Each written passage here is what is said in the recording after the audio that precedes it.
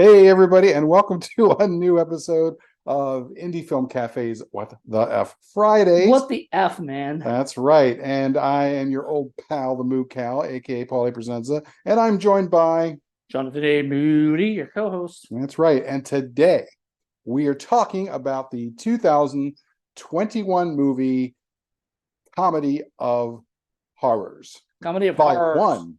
Volume 1. I don't know if there's a volume 2 or I'm not. hoping there's a volume 2 because volume 1 was a lot of fun. Well, It was a lot more little, fun than I was expecting. It was a little nuts too, but I think that's kind of the point. But the Moo Cow. Anytime you're going to have clowns and puppets and weird stuff like that, legs and arms and body parts coming to life and attacking people, yeah, that's right up my dark, scary alley. He loves that stuff. I love that stuff. So puppets and clowns, like that's his bag. And right puppet there. clowns. And puppet clowns would be great too. I don't know. I don't think there was any of those. You hadn't heard this one before, had you? Weirdly enough, and I know two of the directors of it, Ken Arnold and Dan DeLuca, and I would just hadn't heard anything and didn't know, and I guess it's also on Tubi, so people can watch it if they want to see it.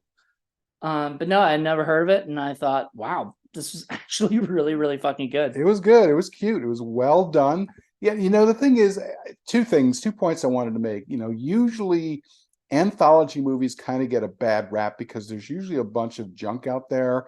A lot of times people just sort of use it as a way to get rid of old stuff that they've made and they just cram it together. But or there are certain filmmakers who this is all they do. So what they do is they find people on YouTube and they just look at their movies and they say, here, can I have this and stuff, and then they put it on it, and that's fine, it's great and dandy, but it sometimes it's a cluttered mess. Yeah, there's just not a lot that's out there that's particularly good, but that doesn't mean that there aren't any. Like, this is a pretty good darn anthology, if you ask me. Yep. And the wraparound device I thought was well done because I hadn't really seen it done like that before, where they were using a substitute talking to little kids and being scary the crap out of them. That was really cute. And and I like that. And then the principal keeps trying to interrupt them, and I could have done a little less of that, to be perfectly honest. A couple of times is good. By the last time, I was like, all right, that's enough of this. Well, that's when the last time there's go away. Yeah. I think they even knew that. Like, it was approaching to be like, all right, this, but they had to have something to happen during the wraparound, and I get it. Like, it didn't bother me. I was just like, I was kind of expecting it each time that the principal would become but I did like they threw a Star Wars reference in there where he was like, this is not the room you're looking for, or something like that. Right. She's like, oh, this is not the room I'm looking for. The other thing is about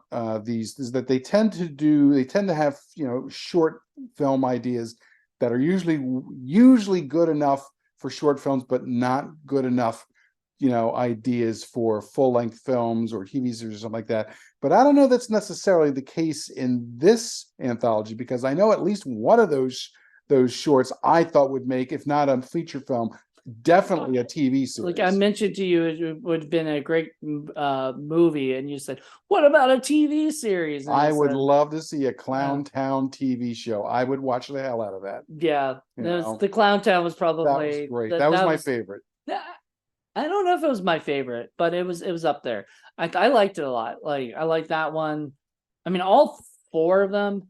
They're all good. All of them were excellent, and they're all different stories. Like, each one wasn't like you're watching the same story done. Right. But from a narrative point of view, I think the clown one had the one that could have gone on to become an actual series. I can't see any of the other ones becoming a series or becoming a full length. So there's Clown Town. There's Mr. Firkle's Funhouse. The evil puppet. But what was it called? What was it called though? I forget the name. Mr. Firkle's something or whatever. And then Mr. Firkle's thing, and then there was the segment where Last Maid Standing. Was outstanding. That was a good one. Actually, that might have been my favorite. I like the clown one and I like the puppet one, but Those It two are my was favorites. just crazy with the maid of honor stuff. And I thought it was going to be about a maid, but no, it was about a maid of honor. And then last one was Dishonor. Good Head, or something like that. Yeah. And that one was at first, the first part of it kind of dragged a bit, but they have to set it up. And I didn't then the mind. second half really kicked in. I didn't mind the setting up and stuff with seeing the TMI and Yeah. being TMZ and all that other stuff. I didn't mind that. I think once they get to the special effects house, I think it dragged a little because like I get it, they're throwing in jokes and stuff and setting things up, right? Right. But it just got to be a little bit too much and stuff. And I was Could just have like, been a little shorter. or it could have been a little tighter. But aside from that, and that's what I was even telling you. But then it got so what the fuck out there crazy that Well, I figured you would like that one the best because there was an awful lot of Marvel stuff being referenced. there's a lot of there's a lot of jokes on Marvel and DC and the comic, the superhero subgenre. And I liked it. I liked that, but it reminded me like the special effects and stuff reminded me of like Brett Kelly's CGI stuff that he did when he did superhero stuff, and I was like, yeah. I think he's a step above David Scott. Yeah, but it was fun. It added to the fun, in my opinion. It was kind of like Community when they're doing like the Blorgons and all that. That's what it reminded me of. This sort of silly Community theater-esque kind of special effects. It was cute. It was cute. I liked it. Yeah. But yeah, so let's go back to each one, I guess, and talk individually about each of the segments, not just the wraparound, but the segments. So the Clown Town, Welcome to Clown Town is the first one. And apparently it started with like them going it's back to 88 was there was a Clown Town massacre. It's an 80s slasher sort of, throwback, except everybody's a clown. Like the whole world is clowns. And you notice at the end where they're like talking about, they were afraid normals. It's like, oh my God, if they're a normal, then anybody can be a normal. It's like we would have said, if they're a clown, anybody could be a clown. Right. It would be like if they did the exact opposite and had like all of a sudden people turn into clowns and murder people. This world of clowns is like perfectly normal to them, and it's wonderful. It's almost like its own like universe. Exactly. Clowniverse. And that's a perfect example of world building. These guys build a world in 10 minutes, 15 minutes. I know. And you just feel normal there, like, and all this, there's like novelty stuff everywhere, and it making it more feel realistic. They have the squeaky shoes and the cops are clowns. Everything they do, there's little squeaks, little stuff. So the environment reinforces the world that they're building. The baby was a clown. The baby was a clown. I mean, all of it. Yeah, it was great. It was just silly. My niece would have hated it. Funny. My niece is scared of clowns, so she would have hated it. I absolutely think clowns are funny, I like those kind of clowns. I know, like, you don't like the clowns that are on the political system, but well, nobody likes those clowns. Anyway, but I like them better than traditional clowns. Let's put it to that. Yeah, like Barnum and Bailey or something. Right. Yeah, that's no fun. These clowns are great. And everybody was like Mr. Jingles or what are the names? Different names. Oh, Chuckles. Yeah, because he was like Jingles. It's the guy is Jingles. Oh my God. They had after they got, I mean, spoiler alert. Sorry, you're gonna hear a lot of Buttons. spoilers. I think one was called Buttons. Yeah, but the Jingles was the murderer and everything, and they didn't know who he was until they put him in clown costume. It was great. Well, it was even they just put like flour on him and a tomato. A tomato for the nose. And then he got some of the blood and went dink dink. Yep. They're like, oh, I recognize him now. Oh my God, it's Jingles. It's the opposite of taking the stuff off and revealing. It was so well done. Yeah, I really liked that. I enjoyed that one. That was good. That's why it's my favorite. There were just a lot of layers, a lot of makeup layers in the film. But I would have thought that your favorite would have been the puppet one. The puppet one was good. I really love the puppet one. I just thought actually there's another one where I thought it went a little long. That was another one. It could have been tightened up in a couple minutes, but overall, it was still a lot of fun. And I love evil puppets. I mean, that's right. Awesome. Like now that I'm thinking about it, because like there's points where it just kept kind of, it felt like it just kept going, you know, like once he got his hand cut off, it just seemed like it just kept, like he could have just wound up in the box, and that would have just that would have ended it, like him waking up from after cutting his hand off, waking up in the box and like, you know, and then that would have been just fine. I mean, you know, with the girl, the puppet and the girl, like together. I was kind of hoping that he pulls the tables on him, and that, you know, the guy ended up being the puppet's puppet. That would have been fun. Yeah. You know? That would have been I think that's what there was going to happen, because at one point Yeah. he was like, my puppet, blah blah blah. Exactly. And he was in the case. Yeah. I was like, didn't like that. Yeah. Well, that's all right. I mean, I still liked it. It was still funny. Yeah, it was still fun. I enjoyed it.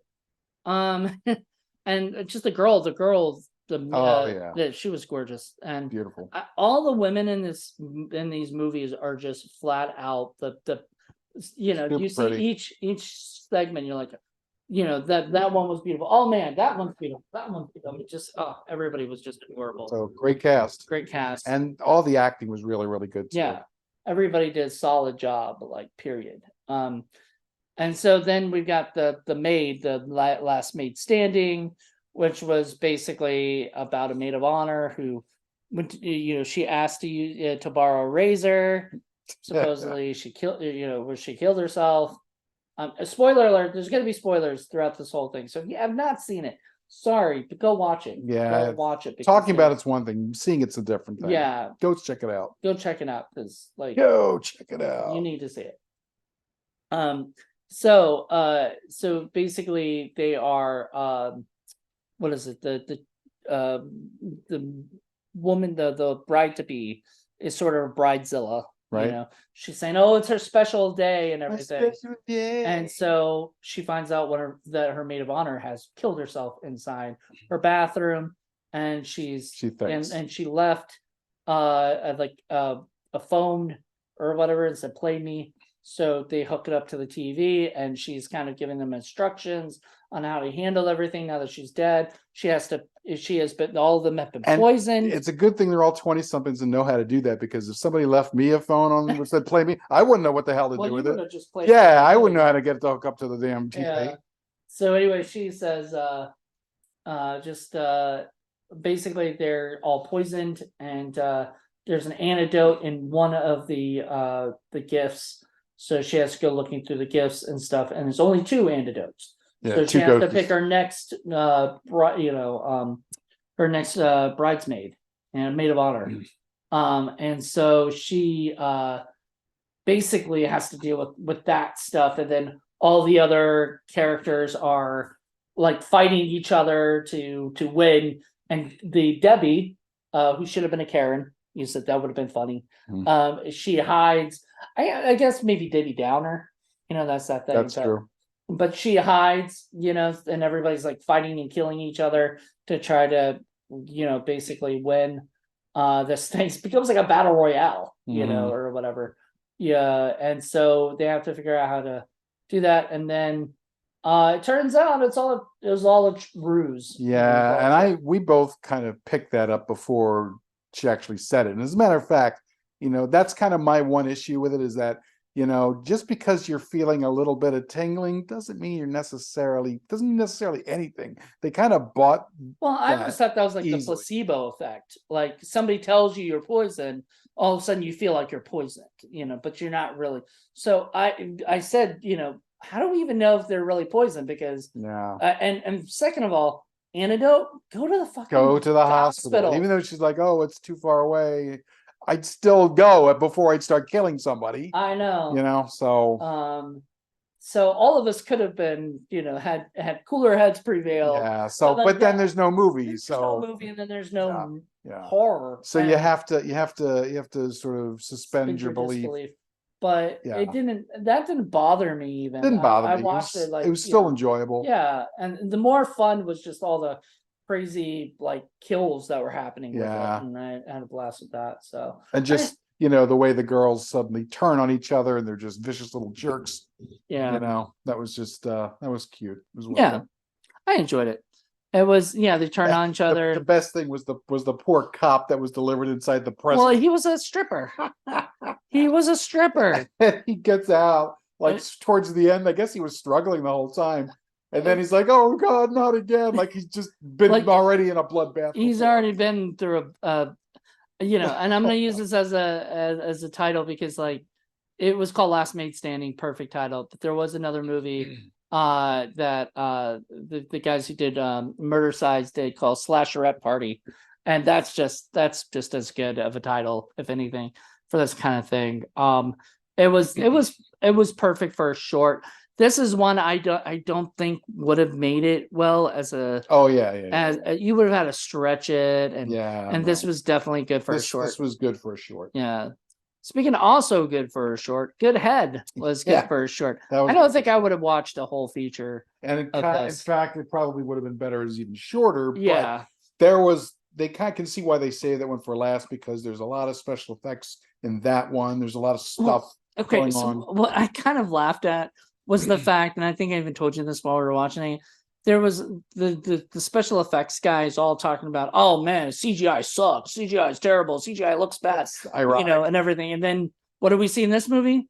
CGI Yeah. throughout the whole, like the end of the movie, and I'm kind of like, have to. you have to, because you can't set a whole thing on fire, and probably can't set a person's head on fire. And it's it's a fun sort of in the biz joke too, because practical special effects people, especially the ones who deal with masks and body parts and all, they're all a little funny, a little off, I mean, some are, not all. a little wacky.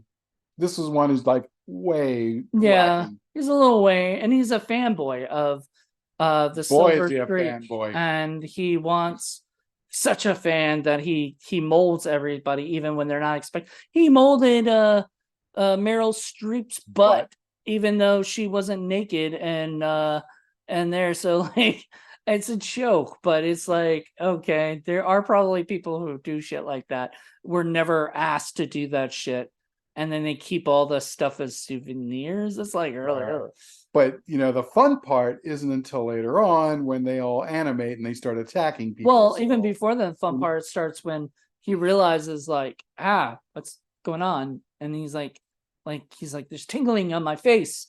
I don't know what's going on. Because he's not just a special effects guy; he's a special effects voodoo guy. He learns some voodoo stuff. He's making voodoo dolls out of the heads, out of the bits and and pieces that he's doing. So I thought that was kind of cute. And then adorable. Yeah, there was some fun stuff with that. I don't know. Very clever. Very clever, very fun.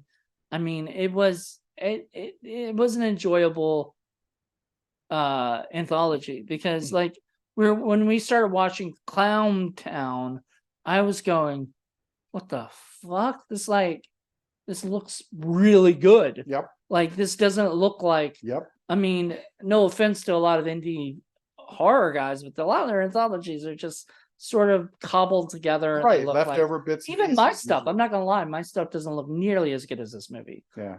I haven't gotten the budget. I think this had a pretty good budget. I mean, they had the clown car had a siren on it that looked like clown stuff on it. Like, it was so well done. And I love the title cards for that, where they were all like clown balloons that blew up and said this, and then they exploded and there was like blood.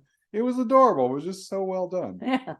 It's funny. Lots you of say, extras. oh, something explodes and blood comes out. Oh, that's adorable. But like, I get it. Like, I get it once you see the movie. They went the extra step, is what I guess what we're getting at. And it shows, and it really helps the film, and it really fleshes it out. Separates it. Details, It separates it from, like, especially because me, I pick up on details going on in the back, so it's great. Well, it separates it from the schlock that comes out these days, where people really, they just want to get a movie made, and they don't really take the time. You say, like, one of the most important things is the writing, and the writing in this movie is very, very well done. Very well done. There was no short that I was like, oh God, please let this end, or no characters that I wasn't rooting for. Right. I was rooting for the clowns. I was rooting for the puppeteer. I was rooting for the bachelorettes to somebody, to even Debbie. I liked her enough where I was like, I kind of hope she doesn't die, and she doesn't die, and she kind of is sort of this like catatonic mess after all this, because of the of what she's kind Her of, special day. yeah, it's her special day. And, that's kind of, like I said, she was a bridezilla. She was making everything all about her, and she was doing all that stuff. And it was driving people crazy to the point where this woman's just like, I'm going to fucking have everybody kill each And other. one of my favorite characters is in Good Head with the assistant who is, Oh, she's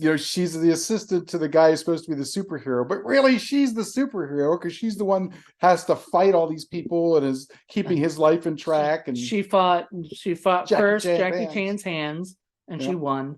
Then she fought Sylvester Sylvester Stallone's Stallone's arms, bicep. and bicep, and and they really tried to make it sound like whoever this person was in all of, like, worked on all of these movies. I don't know if Right. there's a specific special effects person that actually did do, like, was it well, he wouldn't be as, that guy was young. There was no way that guy could have lived could have done no holds barred. What was the, no, that was the, no, what was that? Takedown.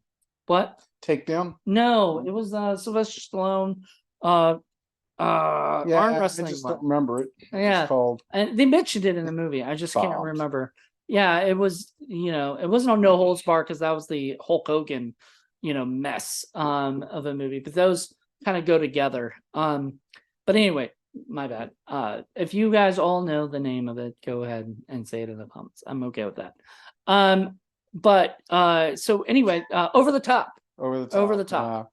So then she has to fight. And then she has to fight Meryl Streep's butt, and she bites it, I guess. And until Milton she wins. Berle's extra bit, which is extremely bit. large. And then one of the kids is like, "Who's Milton Berle?"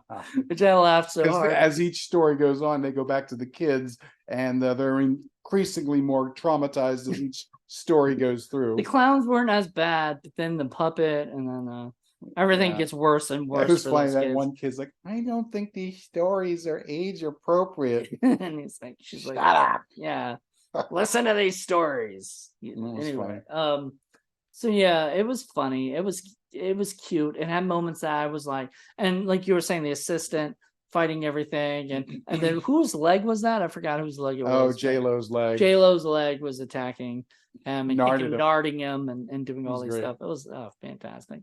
I enjoyed it just because it was fun. And we kind of, I don't know, like the guy had a little bit of like Robert Downey Jr. in him, but also had a little bit of Steven Seagal. His name was Cooper Bradley, kind of like Bradley Cooper. Nope. There's a lot of jokes in there that very Marvel-esque, and stuff. And yeah, we had a fun time watching it. It was really, really cute, but I'm telling you guys, at some point, Clown Town has to be a series. I would love to see that. It would be great. Out of all the ones that could make it to like something longer or better, kind of thing, I definitely would love to see Clown Town, because Clown Town, like you said, was a world building exercise. It reminds me of the old. I don't know if you ever watched Monty Python. They did a Monty Python skit where the guy was talking about Superman. He's like, just another normal person, and everybody was a Superman, including kids and everybody. And the only person who was normal was Bicycle Repairman. And the Superman could do everything except repair the bicycles, so they had to call on Bicycle Repairman, and he was the hero. So that was funny how they reversed it. But this was similar, Well, that's even funnier because Repairman. It's so ridiculous. Yeah. And at the end, he's like, "It's a job for a bicycle repairman." It was just really funny. But this is the same similar kind of a thing. And I would love to see a whole world built on. Well, I would love to say, because then they could go to Jesterville. They could go to Mime City or whatever the mimes were at, because totally built this world. And I love how they had the mime and the Punch and Judy pizza. Yeah, but there was the mime was like arrested, I guess, for doing something. I don't know. Like there was more story in that. Yes. Like there could be more delved out and everything. So I would have loved to see a Welcome to Clown Town TV show. I would love that. That would be great. But I'd watch it. Yeah. So Dan and Ken, you guys get on it, because I think that would be hilarious. So I guess it's really about it. I mean, there's not much else to talk about. I mean, the music was good. The music was good. FX were pretty good, except for the parts where they were trying to be silly. The CGI was a little bit. like the fire at one point when he was doing all the Some of the food fake stuff, blood. and I was like, yeah. But aside from that, like if that's my biggest complaint, that's really a small complaint because it wasn't much of a complaint. there wasn't really much to complain about. The acting was all very well done. It definitely was is a what really the good. F kind of movie. I think I so. mean, I don't think a lot of people, especially people who don't watch these. Normals. Yeah, we're not normal when it comes to these things. But See, I the get it. people who I get that word. wouldn't, watch this kind of thing, they stay away because you won't like. But all the rest of the people like us, all horror fan lovers and people who just love good anthologies. I mean, Weird this movies. I'm hoping there's a part 2 coming, volume Me 2. too. Yeah, Volume 1. see if you can maybe get these guys on Spotlight and talk to them a little bit and see what they have to say. I don't know. Maybe there's something in the works. Yeah, that'll be great. So I hope you guys enjoyed this. Let me know how you guys liked it. Did you guys enjoy it? Is this something you guys would want to, is from what we described, and we kind of ruined things for you, but you still need to watch it. Are you saying this was better than Magic Lizard? I mean, I will just say there's no was it elephant pooping or whatever? Oh, the water buffalo. Water buffalo pooping. It's true. No, we don't have any of that.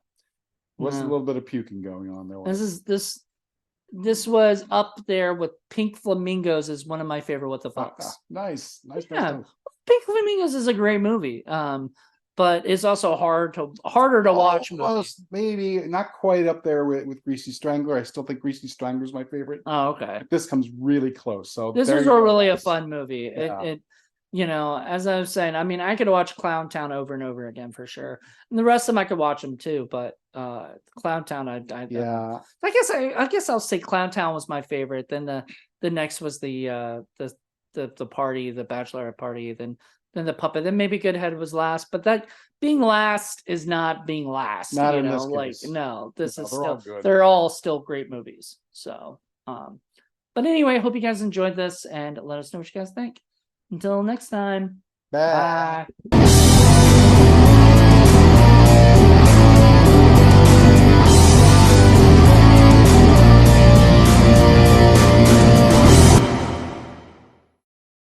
What the fuck? You want to fix the camera? Whoopsie daisy. Hey, Mr. Jingles.